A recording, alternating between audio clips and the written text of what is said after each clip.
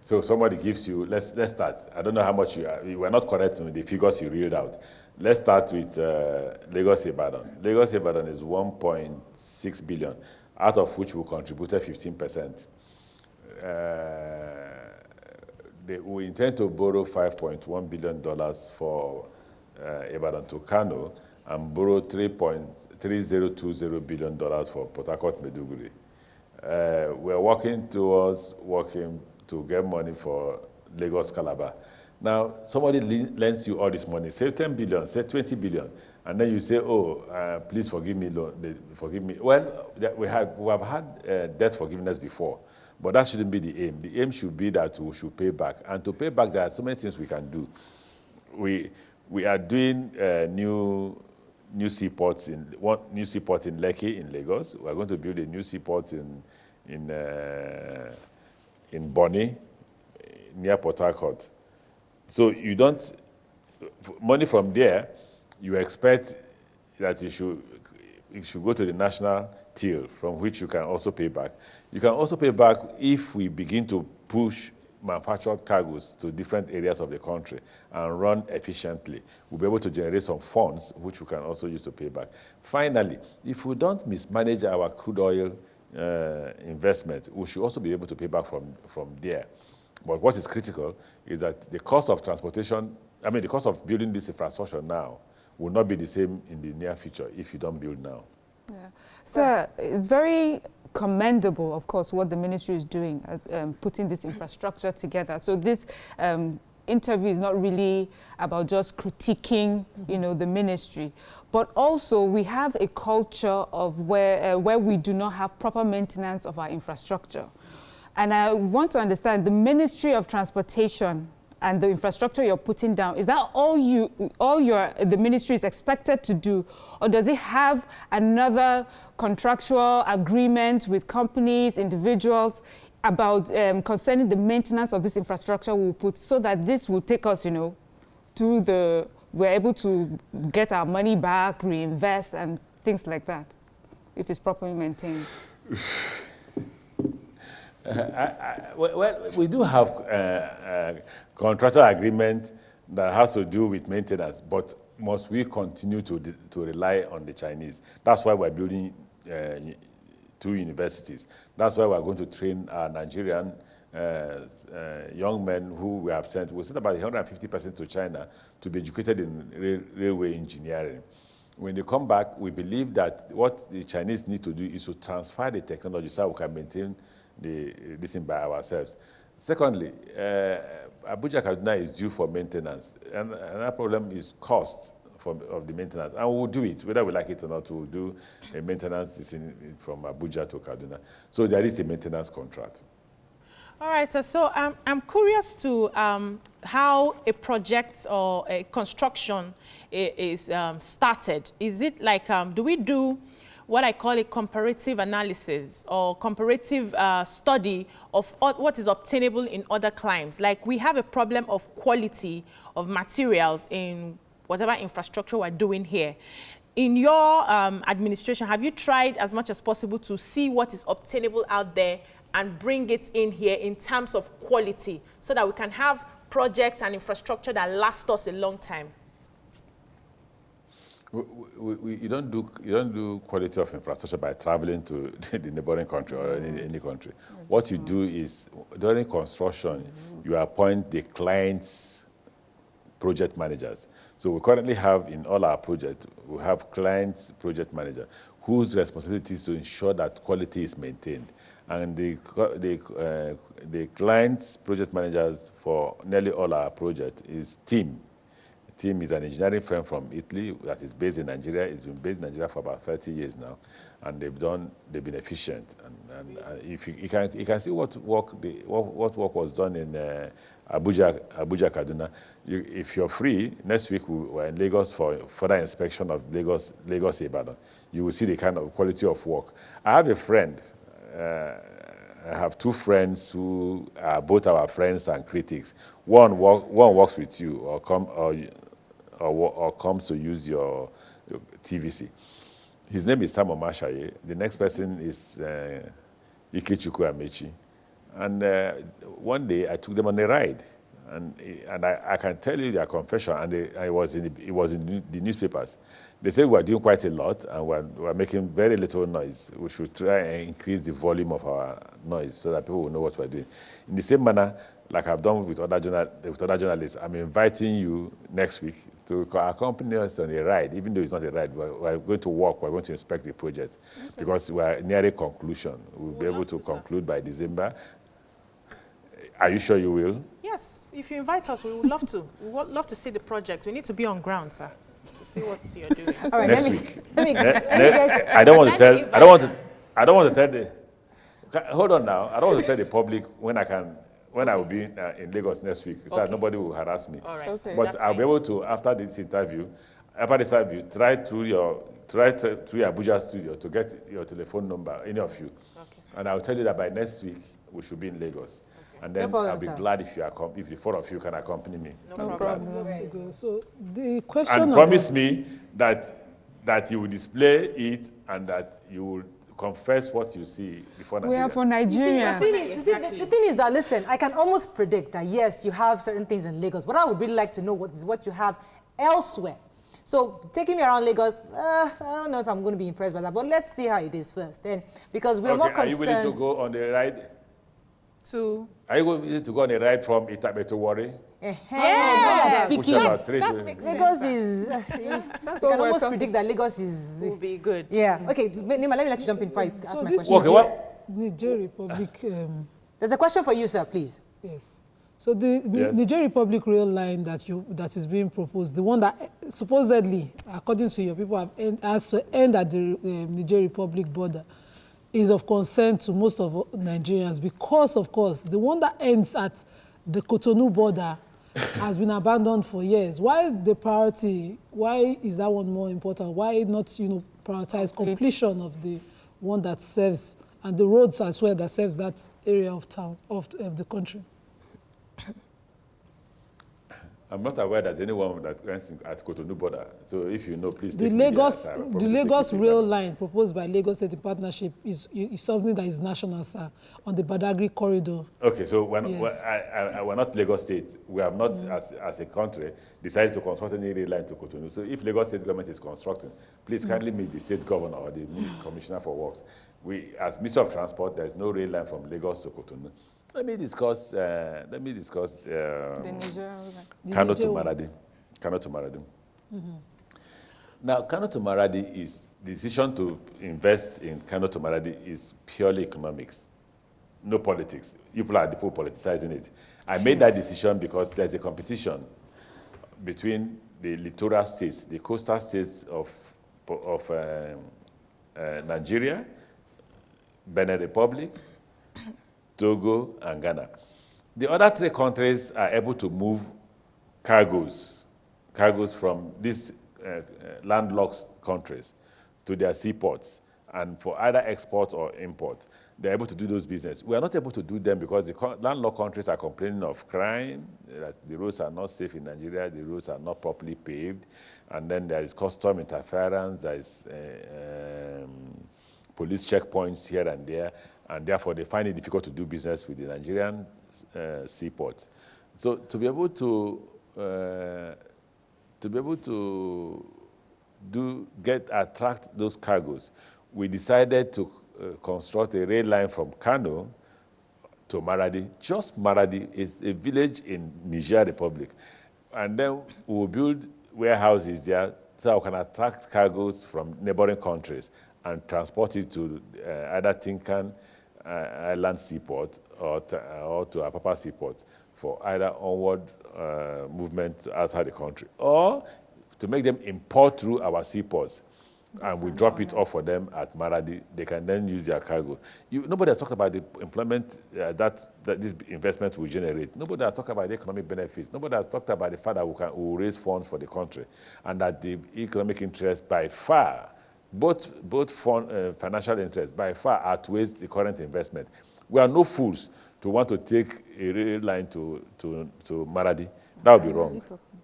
Okay, let me ask, I really worry, Mr. Minister, when government begins to get involved in these kinds of projects, because we've seen government over the years haven't really maintained many of our projects. And I'd like to go back to what Mariam said earlier, because you see other people, maybe they get concessionaires who actually take over these projects and then becomes profitable over time, which helps maintenance. But when government begins to do, provide rail lines, cargoes and all that, I worry that in the next 20 years or so, these things will be dilapidated. What are you putting in place to ensure that in the next 30, 40, 50 years, these infrastructures don't get dilapidated the way those infrastructures we had, like the National Theatre, the National Stadiums, all has dilapidated under government control. What's your name again? My name is Morayo. Okay. Now, what you should know is that these contracts come with maintenance, but that's not enough excuse. I've already said it before. It is important that Nigerians take over the issue of maintenance. Secondly, in terms of construction, there is nowhere in the world that construction of railway is done by partnership or PPP, nowhere. If you have any place, I'll be glad to be educated. Like I said, if you're willing to come on inspection next week, we'll be with you. Then you can educate me to tell me who were the which countries that successfully had a PPP arrangement in the construction of railway. However, what occurs is that government is able to lease out the track to companies that are able to purchase rolling stocks and then take a franchise and run on our tracks and pay us over the years. What do we do about maintenance? If we succeed in the training of our engineers, then whoever succeeds me as a minister would have the necessary manpower for maintenance. The other problem with maintenance is the fact that when the railway is not efficiently run and therefore cannot raise money to maintain itself, that becomes a problem. Then you fall back to government. What we intend to do is to ensure that at all times we have resources to be able to do maintenance on the railway. Just imagine Kaduna Abuja. I wish you've been able to use Kaduna Abuja. We have maintained Kaduna Abuja from 2016 to the present day, and we are still government. Those who constitute themselves as private sectors are the same human beings as those who constitute themselves as public sectors. The other problem is consequences for action. Because most times people are not punished for negligence when they are public officers. That's why you have poor maintenance. All right, so recently we heard that there's a 100% rise in the fare, the Abuja-Kaduna rail, and Nigerians are worried that what happens if all of these projects are up and running? How affordable is it going to be for them? But it's still affordable. The cheapest means of transport in the world is railway, and Nigerian railway is no different. The fact that we introduced a slight increase in costs of transportation to Kaduna from Abuja does not mean it's still not the cheapest. Have you seen a mode of transportation that the passengers were begging for an increase? In fact, some of social media people say that our coaches were running empty. They should go and check what's happening now. That's the reason why you have ticket racketeering, because the pressure has started building again. So we'll have to move more coaches from Lagos to Kaduna to be able to accommodate the increase. So instead of falling, the number is rising. Okay, yes, talking about ticket racketeering, we have a Twitter here. Says, when will ticketing at the Abuja-Kaduna train stations be automated and digitalized? We're in the process. Not a plan. We've gotten approval. The contractor, the concessionaire, not the contractor. The concessionaire is on site, but you can't see her until she concludes and upload what she's doing. So I would say that before the end of the year, we should be able to upload it and then start electronic ticketing. Right. Okay, so another area of concern is the security of all of this infrastructure. You know, recently there was a question of whether hoodlums or bandits attacked the Kaduna-Abuja train-bound rail at the time. What exactly are you doing to continue to beef up security around the operating rail lines? What's government doing? Why do you believe these rumor mongers in social media? Okay, simple. Which news? Which news? Don't behave like those Nigerians who said Amaechi has a bank account in Bangkok. Bangkok is in Minnesota Do also. you have? And that, that's, yes, and that Paul interviewed me, and I confessed, and I've written to the president that they should return the money to River State government. I stole it and put it. Those are the rumors you hear. Now let's go to the transportation. So if there was actually an attack, the glasses by where the driver of the train was sitting was attacked, and then the driver did not sustain any injury, did not die, and they say he was attacked. What happened was that around Kubwa, children threw stones at the rail, at the train, and it hit the glass of the locomotive where the driver was sitting. And the train stopped, and they went after the children. That's one. Two, in all our train services, we have enough police and civil defense, and we are protected also from the air.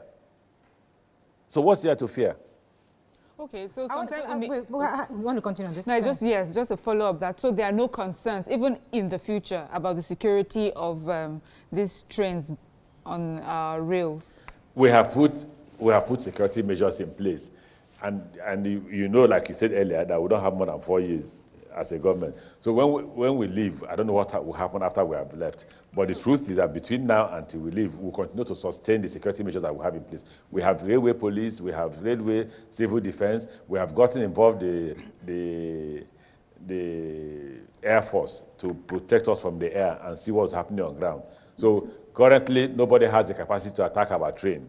He will be arrested. Okay, let's talk about the ports, how we can decongest the ports. People have said that we need to obviously get more of these other ports working, active, so that the Lagos ports can be a bit freer and to reduce the congestion we have. What are you doing to help in that? Well, first step to decongest the Lagos port is the railway line. So we're taking the railway straight to the seaport so we can move cargoes quickly without having to go through the roads. That's one. Two, all the seaports in Nigeria are capable of receiving or taking away cargoes. So you don't need, there's nothing to say, oh, you have to fix the seaport in Nigeria to be able to decongest Lagos. The problem is that there are those who are benefiting from security. There's a particular company that has partnered with government. Let me not call the government agency, and they're busy collecting money on the sea and benefiting from insecurity. When you have such people who benefit from insecurity, how do you think that people will be able to use the seaport in Port Harcourt, the seaport in Warri, the seaport in Calabar, and all that, when some of these things are sponsored just for these people to be making the money they're making? Which company is that? No, I won't call the name. I don't want anybody to sue me to court. Okay, Yeah. while we're But still on government is dealing with it. Okay. So while we're still on maritime, they're talking of maritime security. There's lots of news about piracy attacks on vessels, kidnapping, and there's an International Maritime Bureau in the fourth quarter of 2019 says 64 seafarers were kidnapped in the waters of West Africa. And most of these pirate groups are suspected to be, operating from Nigeria. What is the ministry doing about this?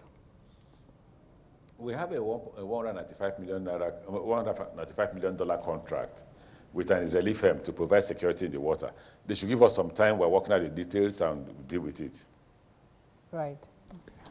So there's a plan to link all the ports, destination at Apapa to Tinkan, Warri, One, Calabar ports, just to have that rail link to all of that. When are we hopefully going to see a realization of this? Oh, they're working. They've started. Once you award the contract of any of the rail lines, work starts from the rail line. Currently, that's why I say if you're available next week. If you're available next week, the inspection will start from the Apapa Seaport, so you can see for yourself that they're working at the Apapa Seaport. We hope that they will conclude before the end of December, so that we can commission this project by January. That will take away cargoes from Apapa Seaport up to Ibadan, pending when we complete Ibadan to Kano. The next one is that we are linking Tinkan Island Port to Apapa Seaport, so that you can evacuate through the rail line up to Ibadan too. and work on that will commence as soon as the Ministry of as soon as the cabinet approves the contract. All right. Last week in the papers, we saw about 2,000 buses being given out from the federal government. Could you tell us more about this? No, I don't know about that. It's not Ministry of Transportation. Well, the top blue. Okay, I thought it was from your ministry. Okay, let's take a few tweets. No. We don't do much with land transportation. Okay, so we have a tweet. This person says, Nigerians, we're forward thinking. So please help us ask the Honorable Minister, how soon will Nigeria have a fast train that can fly Abuja to Lagos in 3 hours or less? No, not 3 hours. That's a bullet train. What will assure you is that by the time we get to the Lagos Ibadan, by the time it gets to Abuja, you'll be able to do Abuja in 6 hours. Right. Let's take a few more tweets. Yeah, tweets are not so... You can So take them. your relationship with the Honorable Minister of Works, because obviously both of you should be working hand in hand, his roads and your transportation. In your view, how is it that your ministries are ensuring that we have the road expansion is working as fast as the rail, such that we can decongest all the major cities, the transportation and road construction within the major cities? How are both ministries working hand in hand? Okay, well, first we are friends. Secondly, we are governors at the same time. Thirdly, is that as Minister for Transportation and he is Minister for Works, we are working to ensure that heavy-duty trucks or trucks that carry heavy-duty cargoes must use the train in areas that we provided the train, so that we're able to protect and save our roads. So Saifan is asking you to talk about the e-ticket and when exactly, what's the time frame for it to be ready? December. No. Before December. I think before December. I'll be on the young lady who won the concession. I'll be on her because I had told her that before October this should be in place, but she did not achieve that. So, but I can assure you that before December this must be in place. Okay, so I like the video I'm seeing. You can see the old narrow gauge, how bad it was. So Boluyinka is saying, what is your response to the alleged sharp practices in the ticket sales along the Abuja-Kaduna route? Have you checked? Okay. Yes, ask that question. Okay. We have to wrap up with you, sir. So you've given us quite a bit of deadline, December, January. We'd like to bring you back sometime in January to confirm if indeed all these your... no, after we have gone. Well, you guys go. You let us know how. Why not make that appointment as we take the train ride, so that you can see whether we'll keep the Exactly. You really want this train ride? I'm on this train ride already. Yeah, we have to be there. I'm daring you. I am not particularly interested in this train ride, but I'll let the ladies go and we'll see how far you've gone. To worry. Talk is Okay, worry, I like to go, but not ladies. talk is cheap. Okay, all Talk right. is cheap. Thank you, daring sir, you. for joining us. I think it was actually interesting having you. We've never had you on this show before. It's been nice to have you because I like it when minister says, oh, by these dates, we'll now bring them back. So and we'll hold you. We're going to hold you for January. If Lagos Ibadan is not ready. I said, I dare you. We'll see what will happen. Okay, Okay, all right. because we have a tweet that says that I really like the way the minister is talking, but I hope it's not just talk and there's action behind it. So Exactly. we hope when we bring you back, you'll be able to tell Nigerians that you're also action. Thank you very much, sir, for joining us. We appreciate you being here this morning. We Are have you to wrap up. accepting the challenge of the recent Absolutely.